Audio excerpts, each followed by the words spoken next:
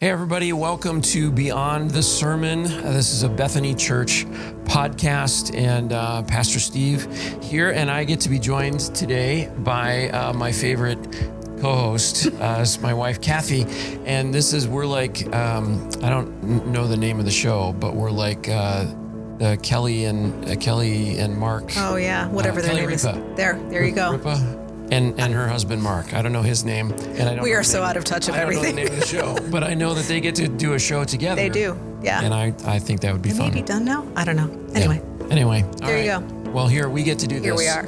Together. Yes. So that's all that matters. So we are in the midst of this series on the kings of Israel and Judah. Yeah. And we are going to be talking about kind of part 2 of David. There are a couple kings who their lives are so rich and what we have of them is so good that we can't just, talk about them in 1 week. So we started with Saul. Tyler started the series a couple weeks ago. And then we talked about David and his best day. Yep. And now. And so let's talk about that. Sounds good.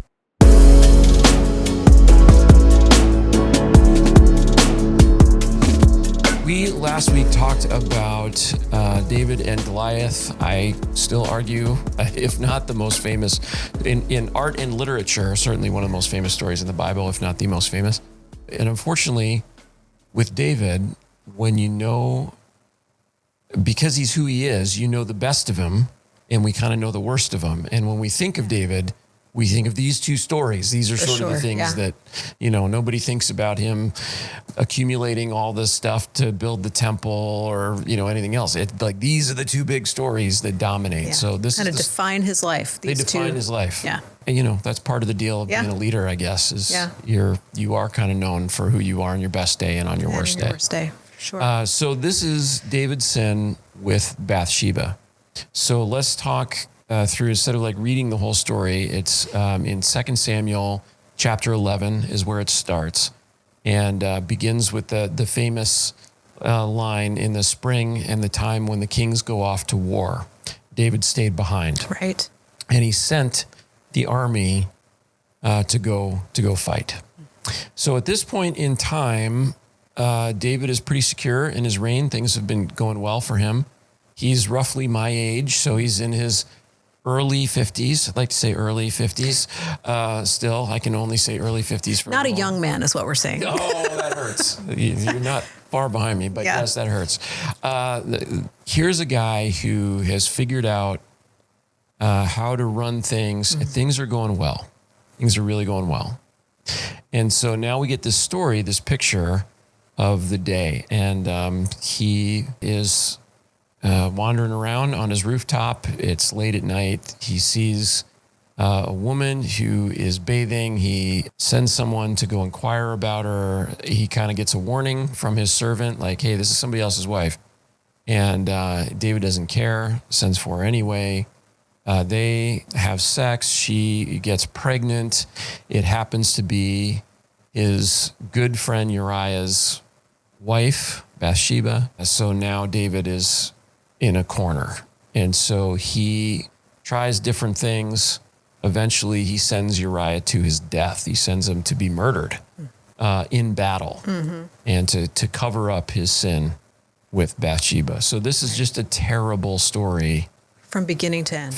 Yeah. And if it's possible to make it worse, it gets worse in that the child that Bathsheba bears ends up dying, and the whole thing's a mess. Yeah.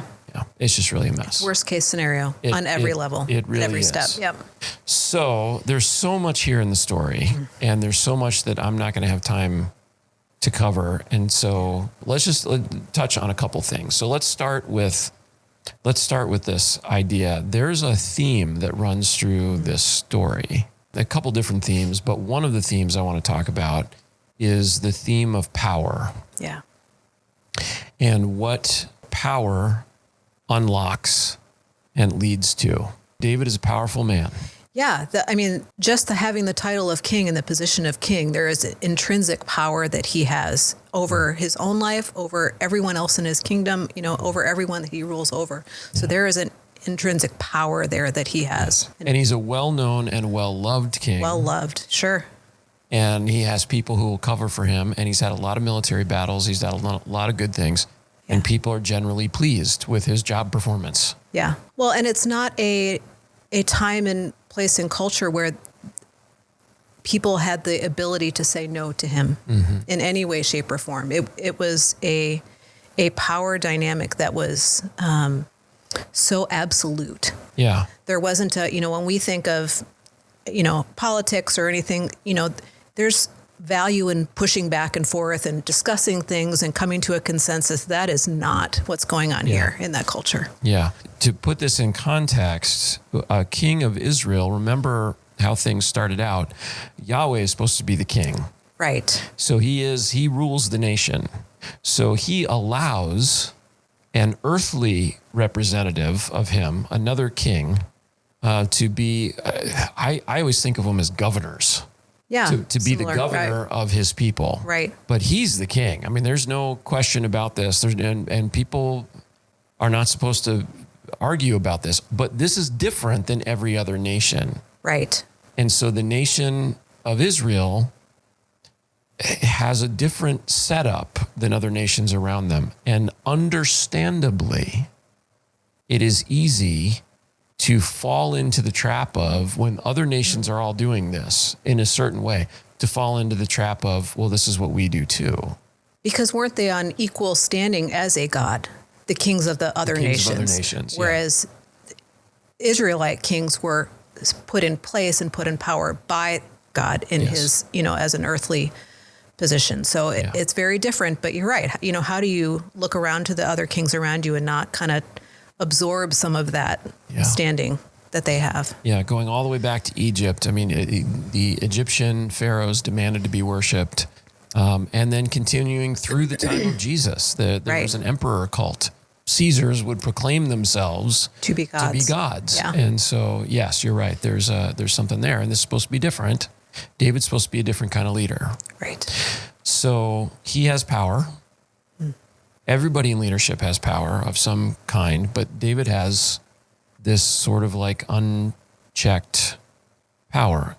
And you and I have heard so many sermons on this, and we've studied this, and we've seen this. And so it's hard to not be flavored by that in even the telling of the story and the word usage. Yeah. So David doesn't go with the army, but what we're told is that he sends the army. So that word send appears, by my count, about 10 times. Yeah, it's a lot. In the narrative. So this is an outgrowth of that idea of power. Right. Yeah. Yeah, they're setting, the passage is setting us up to know that David still has that power. He is the one sending. He is the one calling back. He is the one calling the shots on every level. Yeah, and this is a problem. And this turned into a problem. Yeah. Not always a problem, but this is not him relying on God for direction. This is him saying, this is what I want to do. This is my desire. You're going to follow my direction. And it's an insight into where kind of his head and his heart are at. Yeah. In this stage of his life. Let's give some examples of when we're talking about sending. Let's give some examples of that, because I think this will help clear things up. 2 Samuel 11 in the spring, verse 1, David sent Joab with his officers and all Israel. And so they're doing more. So David doesn't go. He sends. Then David sees Bathsheba. Verse 3, David sent someone to inquire about her, who came back to him and said, isn't this Bathsheba, daughter of Eliam and wife of Uriah the Hittite? So verse 4, David sent messengers to get her, and when she came to him, he slept with her. Verse 6. And then verse 6, David sent orders to Joab, okay, send me Uriah the Hittite. Why? Because actually Bathsheba sends word to David, I'm pregnant. Yeah. So now David knows he has a problem on his hands. So he sends for Uriah. Right. He sends Uriah home to sleep with his wife. Uriah won't do it. So there's all this sending. David's doing a lot of sending. Yeah. And it's all it's all his power. He's trying to fix things. He is trying to manipulate things. Yeah. He is trying to get himself out of trouble through his own power. At any point, and isn't this how we all are when we find ourselves making wrong decisions? At any point, we have the option to go, oh, wait, back up. We have the option with God to go, I've messed up here. At any point along the way, he could have done that. So many off-ramps. And yet he keeps doubling down every time to get himself out of trouble. Yeah, and we'll talk a little bit about that in the message, that sin does this. This is exactly what sin does. Mm-hmm. And the more you try to contain the damage, the worse it gets. Yep. So then I love the punctuation that's put on this. The author is writing very well, because in chapter 12, verse 1, so Yahweh sent Nathan, who is the prophet, to David. Yeah. So God does some sending of his own, because at the end of 11, Yahweh considered what David had done to be evil. Right. This is a turn on what has been going on. We're going to see what real power is. Right. It's God going, okay, hold on. Yeah. I'm the one who sends. Mm-hmm. This is my role, not yours. So he makes him, David's behavior has forced God to intervene. Here's where this story is tricky. And even just as I preach it and teach it, we have, in particular over the last 10 years, 7 years, whatever it's been, come to understand or had a spotlight shown on the idea of power in unequal relationships. And that is especially true with men in power and women who don't have power. Right. And so years ago began this thing, the Me Too movement, and we started talking about this in earnest as a society. And when I say we started talking about, women have been talking about this for years. Right. Trying to get men to pay attention. Yeah. So Me Too was sort of a reckoning of, hey, we've been putting up with this. Well, and, just in my lifetime, growing up, I didn't know any different. This is what we were taught as women, that this is what that male-female dynamic was about. We knew we had power. We knew we were smart. We knew we had all these things. But how we interacted and what our place was within that power structure was one less, one below. And so that changes. But for a long time, we didn't necessarily know any different. I think women grew to understand what their place was, and how to live well within that structure. And it's only, you're right, been in the last couple of years where people have finally said, no, this is not okay. This is not right. But it's taken a long time, and it takes a long time too to unlearn some of those things as well. But in this story, it's easy to look at it now with the eyes that we have in this culture, to look back and go, oh, well, it's Bathsheba's fault, or she shouldn't have done this, or this is... Why was she bathing on a She roof? asked for it, and that is not...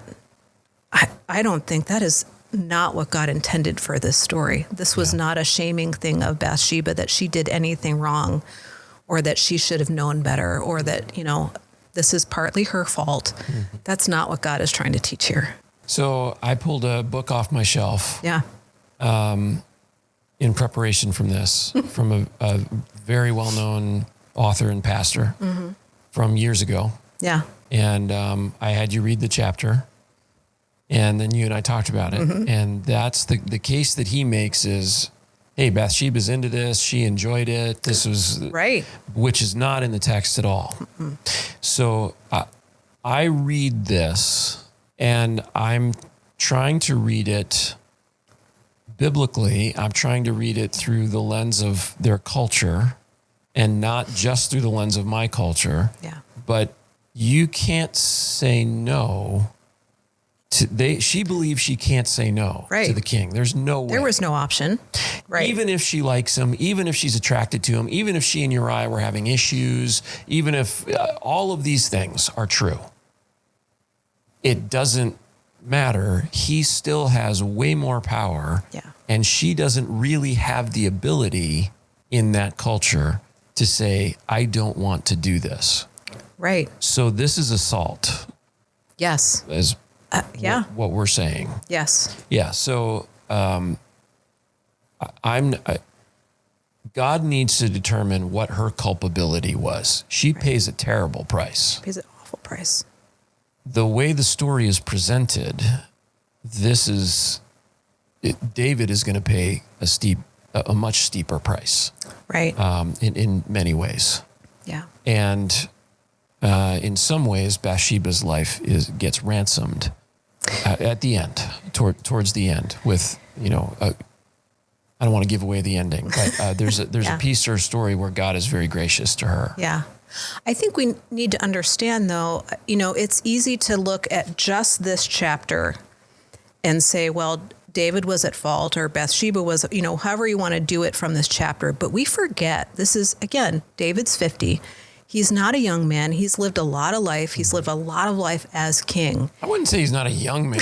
He's not a young man. He's a vibrant man. Average aged man. But he's done a lot in his life so far. And this is not like out of context for what is already going on in his life and what he is doing. Correct. He has concubines and, this is not a one-off David made a mistake. This is the end of a long line of disobedience in David's life. Yeah. Yeah. And often when this story gets talked about, what gets brought up is David should have gone off to war, and that was the problem. Right. No. This started years earlier. Right. And so we'll talk about this in the message, that God's decree, going back to Deuteronomy, yes, that before the people enter the promised land, yeah, God says, okay, here's what's going to happen. You guys are going to get in the promised land. You're going to demand a king, which seems ridiculous. Yeah. What do you mean a king? No, why? We want right, you, Yahweh. You're going to demand a king, and I'm going to tell you what your king must not do. Mm-hmm. And one of the things the king must not do is to marry multiple women. Polygamy is part of their world. Right. You can't do that. What is the thing that David does? Now, David does not compromise on other things that the kings are not supposed to do. Right. But on this one, he compromises. So is it any wonder that the sin that comes hunting him down is the one where he has already allowed compromise in his wife? Bathsheba is going to become wife number 7 for his. Yeah, he has already opened the door to this way before this ever happened. Yeah. And we forget that. We forget that was already active and present in his life. I will say, I believe Bathsheba is his last wife. I do not believe he marries beyond this. And that's one of those questions for heaven where I'm out. Yeah, I mean, I just, you want to go, was this a lesson learned? Like, hey, I can't compromise on this anymore. Yeah. That's it. And it's not, 7 wives is still a lot of wives. So he's drawing a line a little bit. The proverbial barn door closed after the horses have escaped. Yeah. But, that's the way it is. It's difficult to read this story as a man. And it's difficult to read this story as a leader.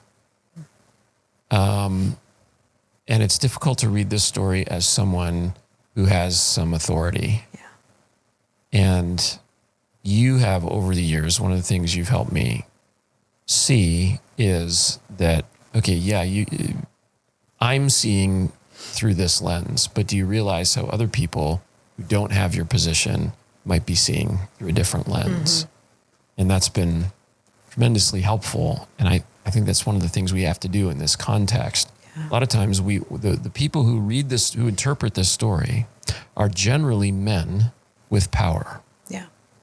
And, honestly, all the way, we've talked about this too, all the way through this book, when we look at all of the kings, it all comes down to what are they doing with the power that God has given them? Yeah.